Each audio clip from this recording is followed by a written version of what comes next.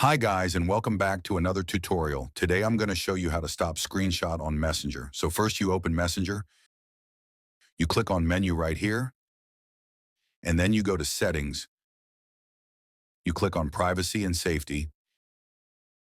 Here you tap on end-to-end encrypted chats, and you make sure that they are on. You go to security alerts, and make sure that they are also turned on. Now you go back to your conversations, as you cannot stop others from screenshotting your conversations, but you'll be alerted when they do.